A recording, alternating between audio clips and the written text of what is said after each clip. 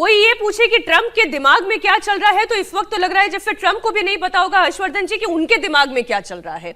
एक aimless endless war में ऐसे गए हैं जहां पर उनका एंड गेम क्या है ये समझ में नहीं आ रहा है। डोनाल्ड ट्रंप ये कह रहे हैं कि हमने खार्क पर भी अटैक कर दिया, स्ट्रेट ऑफ हॉर्मुज में हम अपने योद्धाओं को उतार देंगे, तमाम तेल के जहाजों को हम सुरक्षित पहुंचा देंगे। ये सारी बयानबाजी दिखाई दे रही है। आखिरी मार्ग क्या है इस जंग का? देखिए, एक तो ये कि ट्रंप ने शायद जो असेसमेंट किया था, जो अनुमान लगाया था, वो पूरी तरह से फिट नहीं बैठा। लेकिन एक बात और समझ में आती है, और विशेष करके अगर आप ट्रंप के एक्शंस को देखें, ये ठीक बात है कि वो फंस गए हैं, वो उस तरह से नहीं लगता है कि आसानी से बाहर निकल पा रहे हैं।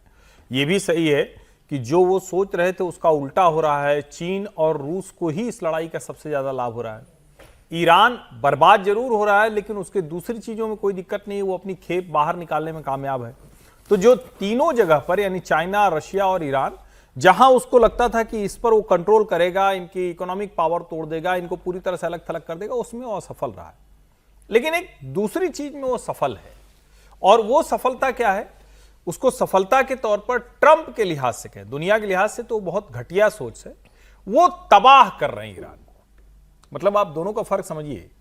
पहले उनको लगता था कि हम वहां बम बरसा देंगे, वहां कुछ लोगों को मार देंगे, और ईरान के भीतर से एक रेवोल्यूशन होगा, लोग सड़कों पर खड़े हो जाएंगे, हम रिजीम चेंज कर देंगे। अब उनको यह समझ में आ गया कि आईआरजीसी, ईरान के लोग किसी कीमत पर वो होने नहीं देंगे। उन्होंने सारा असेसमेंट कर लिया, कहीं से भी वो ईरान के भीतर न तो खुद जाने की स्थिति में है, न वो वहां के लोगों को तैयार करके सड़क पर लाने की स्थिति में है। तो अब ट्रंप दूसरी जगह काम कर रहे हैं, और ये दुनिया के लिए खतरनाक भी है। इसको तो मैं सनक ही कहूंगा, क्योंकि तो मानवता के लिए बहुत विरोधी है। लेकिन अब वो जिस पर काम कर रहे हैं, वो ईरान को पूरी तरह से तबाह कर देना चाहते हैं, उस जगह ले जाकर खड़ा कर देना चाहते हैं। लेकिन सर, जहां ईरान थोड़ी ना तबाह हो रहा है। नहीं, अरे पूरा ऑयल मार्केट तबाह हो रहा है। ना, ऑयल मार्केट तबाह नहीं हो रहा है, प्राइस राइज नहीं हो रही। इसको दोनों को अलग अलग करके देखना पड़ेगा। हम ये कह रहे हैं, हम इस पे खुश नहीं हो सकते ना कि हमारा घर बर्बाद हो जाए, सब कुछ खत्म हो जाए और दुनिया भी बड़ी मुसीबत में है। इसको दोनों को समझिए जरा। ये मैं मतलब 2 दिनों से मैं जब इसको ठीक से देख रहा हूं, ट्रंप पूरी तरह से ईरान को समाप्त करना चाहते हैं। जो हम लोग पहले कहते थे कि इजराइल का ये लक्ष्य है, इजराइल का ये टारगेट है, ट्रंप का टारगेट नहीं। ट्रंप को समझ में आ गया कि रिजीम चेंज नहीं हुआ। अब जिस खार्ग आइलैंड पर उन्होंने मारा है जी, 90% एक्सपोर्ट यहां से होता है। बिल्कुल ठीक बात। अब आप स्ट्रेट ऑफ हॉर्मुज में, ठीक है, आप कुछ जहाज भेज देंगे, भारत के साथ अच्छे रिश्ते कर लिए तो यहां से भेज देंगे, चाइना को दे देंगे, कुछ और किसी को दे देंगे, लेकिन इस सब के बाद आप वर्ल्ड इकोनॉमी में कहां खड़े हैं? तो ईरान पूरी तरह से तबाह हो रहा है, और एक समय के बाद शायद वही वो चाहते हैं कि जब ईरान इतना तबाह हो जाए कि हम रिजीम चेंज कर पाए, या फिर उसको वो उसी के हाल पर छोड़ देंगे और वहां से निकल जाए। यहाँ पे ट्रंप की कामयाबी है कि उनका एक गेम था कि वो ईरान को तबाह करना चाहते हैं। मैं फिर से दोहरा रहा हूं, कामयाबी मैं एक बार भी नहीं कह रहा हूं, कामयाबी नहीं है उनकी, वो बर्बादी पर आमादा है। कामयाबी तब होती जब वो तेहरान में उन्होंने मारा, उसके बाद वो रिजीम चेंज कर, वो रिजीम चेंज जब नहीं कर पा रहा, वो बर्बादी की तरफ जा रहा है। लेकिन विजय जी, इससे तो दुनिया में महातबाही ही आ रही है। क्रूड ऑयल के दाम आसमान छू रहे हैं, डोनाल्ड ट्रंप को रशिया के सामने झुकना पड़ रहा है, खुद ईरान जो है बड़ी बड़ी अखबार की कटिंग लेकर पोस्ट कर रहा है कि देखें, ये वही डोनाल्ड ट्रंप है, ये वही अमेरिका है जो भारत को कह रहा था कि रशिया से तेल मत खरीदो, लेकिन आज भारत से भी कह रहा है और दुनिया भर से ये कह रहा है कि तुम रशिया का तेल खरीदो, क्योंकि ऑयल की प्राइसिंग हमें स्टेबलाइज करने की आवश्यकता है। तो ये महातबाही नहीं है तो और क्या है? क्या चाहता है अमेरिका? आप इस जंग को बिल्कुल ठीक जगह पर ले आई हैं, और वहां फंसे हुए हैं ट्रंप साहब, क्योंकि उनको अब समझ में आ रहा है कि तेल के दाम जिस तरह से बढ़ रहे हैं, अमेरिका में तो नुकसान हो ही रहा है, पूरी दुनिया में भी नुकसान होगा, तो उसका दबाव, उसका विरोध भी ट्रंप को झेलना पड़ेगा, और सब लोग कहेंगे कि ये आपकी वजह से ये सब हो रहा है। इसीलिए वो अलग अलग तरह की रियायतें देने की बात कर रहे हैं, अलग अलग तरीके की बात कर रहे हैं। लेकिन जब फंस गए हैं ऐसी जगह, वो स्ट्रेट ऑफ हॉर्मुज में ईरान तेल निकलने नहीं देगा, दुनिया भर, और फिर प्रैक्टिकल भी तो होना चाहिए ना। बहुत सारी बातें होती है कि आप भी, जैसे हिंदुस्तान में भी, कि अमेरिका से हम लेकर आएंगे, तो अमेरिका से हिंदुस्तान में लाना कोई इतना आसान काम थोड़ी है, और वो वायबल भी नहीं है, महंगा भी है। तो अलग अलग तरीके से कैसे किया जा सकता है, लेकिन वो फंस गए। मैं ये नहीं मानता कि ट्रंप साहब ये सोच रहे होंगे कि ईरान पर वेनेजुएला की तरह से एक दिन में काम खत्म कर देंगे। ईरान बहुत बड़ा मुल्क है, और वो लड़ाका मुल्क है। 10 करोड़ की आबादी 10 करोड़ की आबादी और एरिया के हिसाब से एरिया भी, के हिसाब से और बहुत जो उसके जियोग्राफी है वो और भी कॉम्प्लिकेटेड है, तो उसमें बहुत मुश्किल था।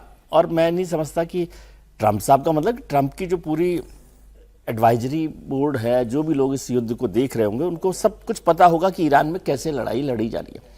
नाकामी क्या हुई, उनकी नाकामयाबी इसमें हुई कि वो वहाँ पर रिजीम चेंज नहीं कर पाए। उनको लोगों ने समझाया कि जो प्रदर्शन हो रहा है तो बस हम करेंगे और फिर वो रिजीम चेंज हो जाएगी, वो नहीं हुई। रिजीम चेंज में मुझे थोड़ा सा लगता है कि कहीं से एक और मिसकैलकुलेशन हुआ कि जब लोग सड़क पर थे तब ट्रंप साहब ने देर कर दी। उन्होंने कहा था कि आपको मदद आ रही है, मदद भेज रहा हूं, लेकिन वो तब तक खत्म हो गई और तब तक ईरान की जो सत्ता थी उसने उन सब लोगों को दबा दिया और अब वो निकल कर आना उनका मुश्किल है। फिर जिसके भरोसे वो कर रहे थे, रजा पहलवी, उनकी भी एक्सेप्टेंस बहुत ज्यादा वहां पर नहीं है। तो सत्ता परिवर्तन बहुत नाकाम हुआ उनका, और तेल को लेकर वो बड़े दुनिया भर के अलग अलग मुल्कों से घिर गए। मैं तो ये कह रही हूँ, घिरे ही नहीं बल्कि डोनाल्ड ट्रंप के लिए इससे बड़ा एम्बैरेसमेंट हो ही नहीं सकता।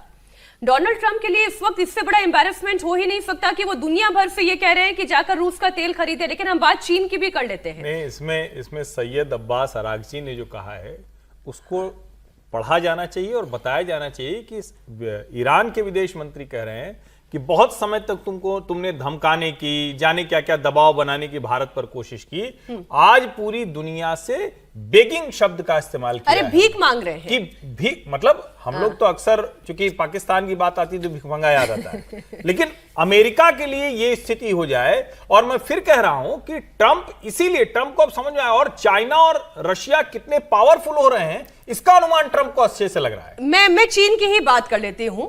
सवाल ये उठ रहा है कि क्या मिडिल ईस्ट की जंग में अब चीन की एंट्री होने जा रही है, और ये सवाल इसलिए क्योंकि चीन की एंट्री को लेकर हलचल बढ़ गई है।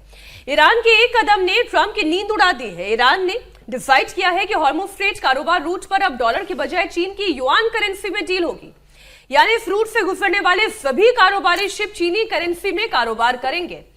इस कदम से यह माना जा रहा है कि ट्रंप के होश उड़ने तय हैं, और जिस ईरान को ट्रंप 3 दिन में समेटने का दावा कर रहे थे, शॉर्ट टर्म वॉर कह रहे थे, वो ईरान अब सबसे बड़ा गेम करने जा रहा है। अब चीनी करेंसी में कारोबार शुरू हुआ तो डॉलर के वर्चस्व को चैलेंज होगा। ना युद्ध में कुछ हाथ आ रहा है, उल्टा चीनी करेंसी का दबदबा अगर बढ़ गया तो नई मुसीबत खड़ी हो जाएगी। ये जो डी डॉलराइजेशन पर प्रोफेसर संगीत रागी जी, पहले से ही अमेरिका को डर सता रहा था। रशिया और इंडिया के बीच में बात क्या हो रही थी? उस डी डॉलराइजेशन की हो रही थी कि रूबल रूपी में ट्रेड होगा, तो डोनाल्ड ट्रंप बड़े घबरा गए थे। आज युआन में ट्रेड होगा, ईरान के साथ होगा, चीन ट्रेड करेगा, फिर डोनाल्ड ट्रंप घबरा जाएंगे। देखिए, सबसे पहली बात तो कि ईरान जरूर युद्ध लड़ रहा है, लेकिन ईरान तबाह कितना हुआ है इसका आकलन हम लोग नहीं कर पाए हैं। और इसका आकलन इसलिए नहीं कर पाए हैं कि ईरान से खबरें निकल करके आ नहीं रही है। जो कुछ भी आ रही हैं वो सैटेलाइट तस्वीरों से आ रही हैं। ऐसे वहाँ पर सारी पाबंदी होने के कारण कोई भी चीज़ें वहाँ से निकल करके नहीं आ रही हैं। जो रिपोर्ट्स हम लोगों ने पढ़ा उसमें 22,000 एयर अटैक्स हुए हैं ईरान पर। अब आप सोच सकते हैं कि 22,000 एयर अटैक्स हुए हैं तो कोई 1-2 हजार आदमी तो मरा नहीं होगा। 1600 से ज्यादा लोगों के मारे जाने की इसके बाद मुझे तो लगता है उससे ज्यादा होगी, कैजुअलिटी उससे ज्यादा। और उसके कितने इंफ्रास्ट्रक्चर बर्बाद हुए हैं इसका भी आकलन हमारे पास अभी नहीं है।